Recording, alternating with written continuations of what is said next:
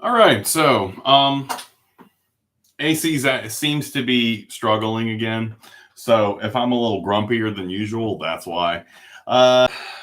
Today's cool shirt. This is the exact pattern I had when I was a kid. It's the Ninja Turtles bed sheet pattern. This was one of the ones that was I absolutely had to have it when I saw it was in stock on the website. So yeah, this was like, you know what? I'm not going to tell you how much this shirt cost, but getting these shirts brand new off of the website is it's pretty expensive. Worth it. Don't get me wrong, totally worth it. So anyway, we just turned in the eco narrative, and it's the humidity is really high here right now. So I'm not going to be very ambitious today as far as like sending us off in a new direction. Right now, what we're doing is we're just gonna kind of sort of start getting the ball rolling on this new assignment. And the new assignment is something I like to call the community research project. Now, basically what we're going to do is this is going to be a gigantic research paper. And this is what we're going to focus on for the rest of the semester, right? We're going to be working on this gigantic project. It's going to end up being like a 6-page paper with all sorts of like little other smaller things associated with it. So it's going to be a big project. And we'll also have, why is my camera out of focus? Okay, thank you. We're also going to have a lot more research components with this particular assignment. So we'll work on something akin to an annotated bibliography, which I'll tell you about, soon. I don't want to overload you with stuff as we move into the final part here. I've had my door closed and my little mini air conditioner off for like 5 minutes, and it already feels like I'm just barbecuing in here. In any case, so the community research project it can take on a lot of different forms, right? It can go in a lot of different directions. Who's calling me? I'm not answering you right now. I'm doing work. So basically, I got this idea a long time ago from something called service learning. And I don't have to go into too much detail about all this because it's something I talk about a lot in the face-to-face classes. But there was this really kooky idea a long time ago where they would require students basically to go out to volunteer organizations in the community and volunteer and write about their time. And it was a really interesting idea, but it also turned out to be kind of a disastrous one in practice because I don't know if you guys know this or not. Students are terrible volunteers, like almost universally awful. And why am I blurry again? It's okay. It's all right. We're good, David. David, you're good. You're doing great, man. Everything's cool. You're a good person. You're a good teacher. Just stop and pat yourself on the back for a minute. You're here. You're doing great. Anyway, students are terrible volunteers. And I'm not saying that to be insulting. I don't think I'd be a very good volunteer, but for the most part, students are very weighed down as far as how their schedules are kind of put together. So when you have students who are weighed down and you send them out into the community to do stuff and write about their experience, it's not going to be the most quality engagement for these organizations. Things like food pantries and things like Goodwill. I had a student one time go to a horse sanctuary. But anyway, I don't require that anymore because, well, eventually, for any instructor who played with that concept, you get this deluge of emails like, stop doing this, please. Your students are not the type of volunteers that we want. So I love the idea. So what I did was I took kind of the content of that assignment and I made it kind of sort of the thematic material, right? Instead of making it about like volunteer organizations, though, I did it kind of about the personality of the community itself. Now, most people take their surroundings for granted, and this very much plays off of the eco narrative. We're coming off of an assignment where we were describing our surroundings, trying to dig more into the experience of our surroundings using those very concrete details just for the description. For this assignment, we're thinking very carefully about the identity of our community, and we're trying to think very hard, especially about our community's needs and what our community provides, right? Now, again, this is a great deal of complexity. This assignment is going to function in a variety of different ways. But, here at the outset, in order to avoid overwhelming you with data, I prefer to think about this first, part of the assignment as kind of a fact-finding idea generation phase, right? We're going to write about our communities. But the first thing that we really need to stop and think about as we consider writing about our communities is, I'm blurry again. I need you to step it up, HD camera. I need you to take a deep breath and stop and think about where you are and you're committed, whether or not you're committed to what we're doing right now. Okay. Anyway, the first thing we have to think about is what are our communities, right? What exactly are the locations that we would like to write about? Now, there's a lot of caveats to this, but the first thing that I usually talk about is Brunswick.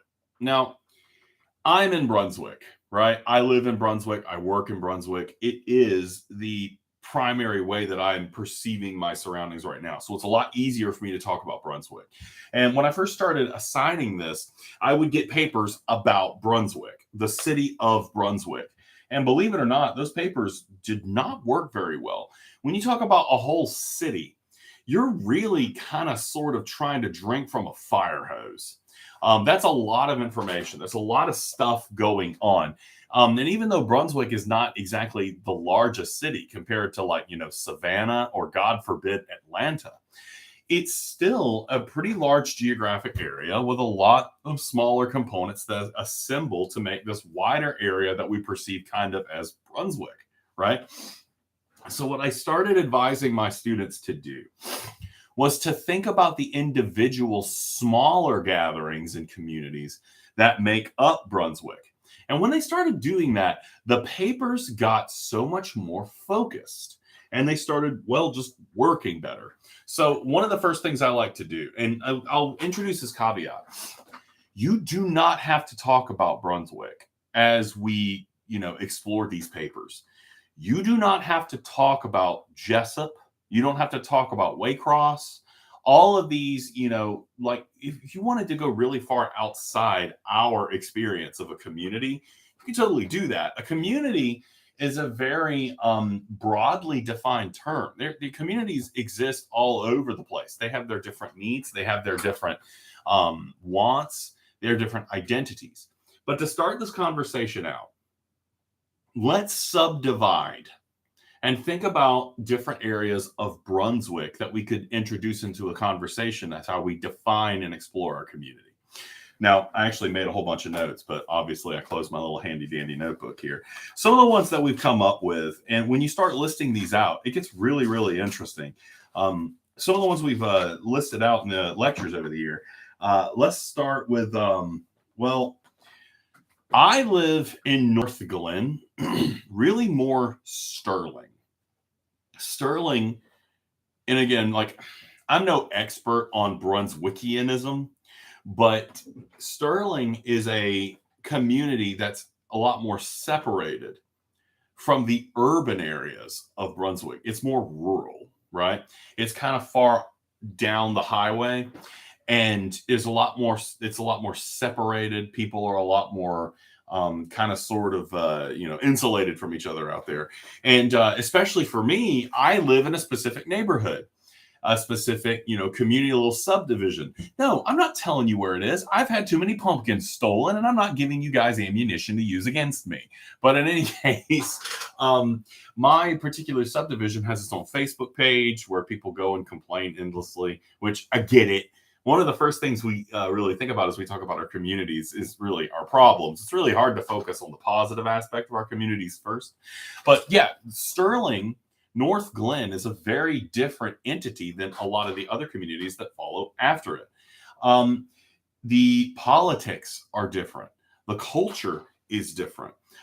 So let's keep going. So we've got North Glen, the downtown area. Now, think about the downtown area for a minute.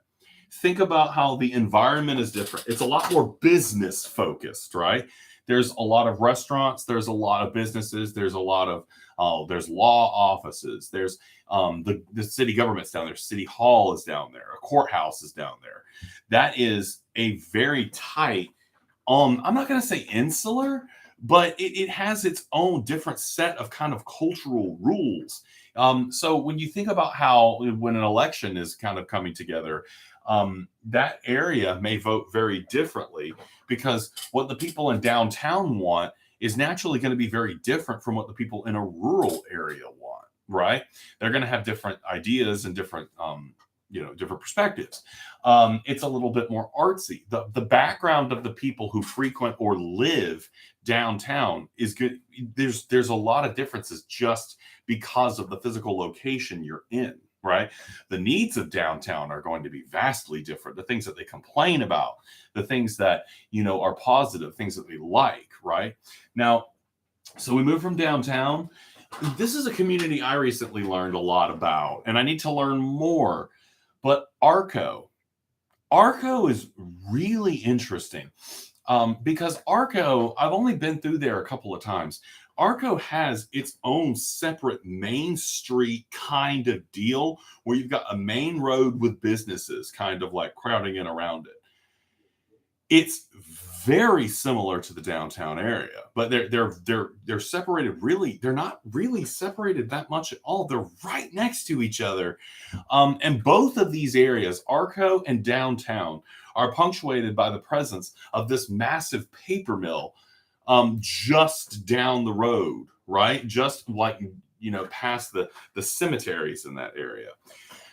What is the difference between Arco and downtown? Because there is a lot of differences, right? There's a lot of historical differences. There's a lot of cultural differences.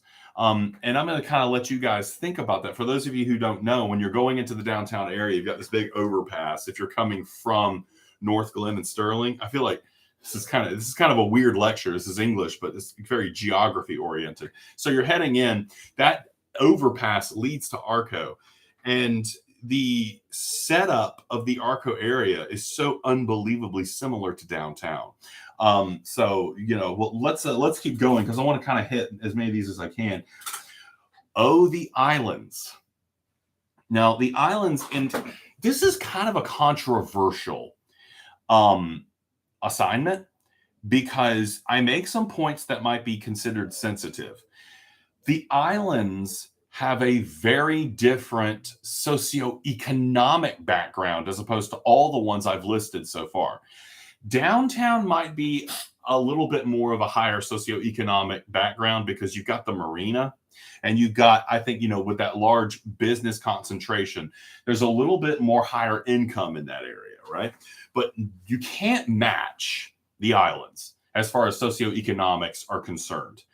Now, there are pockets and exceptions to this, but St. Simon's Island, Jekyll Island is insular from the community, literally with a water barrier. The river and the ocean separates these islands from the mainland, and these are very insular. The fact that, St. Simon's Island has wanted to become more of its own independent entity separated from Brunswick for a while, because St. Simon's Island has different needs and has different, politics, right? You've got people who are wealthier out there. There's golf courses, there's resorts, there's hotels. That's where, the money is because it's a higher land value. Those islands, Jekyll, they just have a completely different population. So, like, when I think of needs, and again, this is where I can get myself into a little bit of trouble. As far as needs go, one of the big ones for St. Simon's is their sewer system. Every time a hurricane or a tropical storm comes in, St. Simon's Island has a very old sewer system, and it causes a great deal of problems for the county at large. But for the people who live on St. Simon's Island, there's a lot of pushback against, wanting to fix it because of the way it would change the dynamics of the area. But you also have this interesting, it's funny that it says a lot about me right now that I know a lot more and I'm willing to talk about the politics of the island. I have a lot of connections to people on there. I am far from an island person. I'm the kind of guy who's like, getting my chewing tobacco and sitting on my front porch.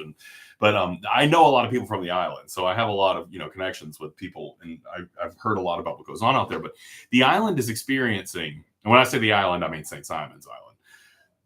The island is experiencing a lot of development and a lot of kind of like revamping of their traffic system. And there's pushback because there's a lot of people who want to preserve the natural look of St. Simon's Island, and that development threatens a lot of that. But at the same time, there's a lot of paper to be made. There's a lot of money to be made out of even more development of St. Simon's Island. And so you kind of got this battle between these people who want to more preserve the island as it is, and those who want to develop it and make that money, right? So that's like, St. Simon's Island has a completely different set of like kind of cultural conflicts and needs and arguments that are going on in that area that are a little bit, for someone who lives in North Glen like me, I'm like, yeah, I'm just happy the toilet works. That's me, right? That's who I am. So the islands, Glencoe. Glencoe is where the school is next to the airport. Fletsy. You can already kind of start putting together some of the ways that people in Glencoe might think politically, because these different organizations, I don't want to, go straight out and identify where I think a lot of this leans politically, because there's certainly nothing wrong with it. But the airport, Fletsy, these more industrial areas out here in Glencoe, there's like industrial parks out here. Their voting, their perspective is going to be very business oriented. And there's a lot of connections to bigger business and government out here. And Fletsy itself is, part of Homeland Security. And that just all this stuff, it's not a coincidence that these things grow up together in this area, right? It's a very industrial government area that has a very identifiable perspective, right? The mall area. One of my favorite subjects that students like to explore when we begin talking about this is the mall. Because, again, this is one of those things that can kind of get me in trouble.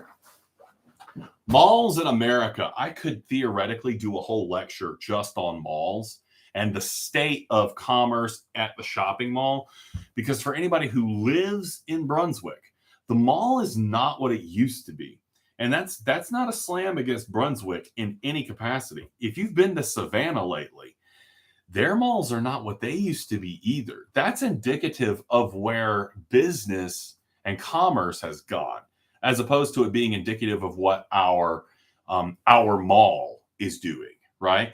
So that's one of the most popular papers I have in response to this assignment, is basically how to fix the mall. And it's that's something that we get, we get a little heated about. Now, as you can see, Brunswick is an incredibly diverse area, and I've only just begun to scratch the surface. There's all sorts of other little smaller communities that you can find scattered throughout this city, and they all have different identities. They all have different struggles. And, there's so much that we could say about these smaller communities. Now, here's what I want to do to start this conversation, to start this assignment. I want you guys to sit down, and I want you to think about where you are, right? And whether it's Waycross, whether it's Brunswick, I want you to think about more specifically the community that you exist in right now. And I want you to go into the newly created community research project. And I want you to list out a couple of things about your community. Tell us what the community you're identifying is, where you are. It could be where you live. I mean, I think that would be the most logical one. But where you live, it could be your neighborhood. It can be like the section of the city. It could be a geographic region. All these things. And I want you to tell me 5 things about your area right now. Tell me a little bit about its needs, its history, your perception of it, the things that you like, the things that you dislike. Give me about 5 or 6 sentences, just giving me an idea of where you are and what's significant or interesting about the community that you exist in right now. I'm not asking you to commit to this community to write about. All we're doing is we're starting to think a little bit about the identity of our communities and where we are and how we separate them from each other. we're starting off really slow with this because I'm hot and I don't like being hot and I don't want to get too far ahead. I'm still grading papers. So in any case, chew on that for today, and I'll have some more stuff for you to do on Wednesday that'll give this a little bit more color. And we'll start talking a little bit about, we'll introduce the idea that you can include virtual communities in this conversation as well. That's all for today. I'm going to go sit in the stairwell where the AC is still working and, just kind of enjoy a little bit of cold air. I hope you guys are more comfortable than I am, which you probably are. Thank you very much.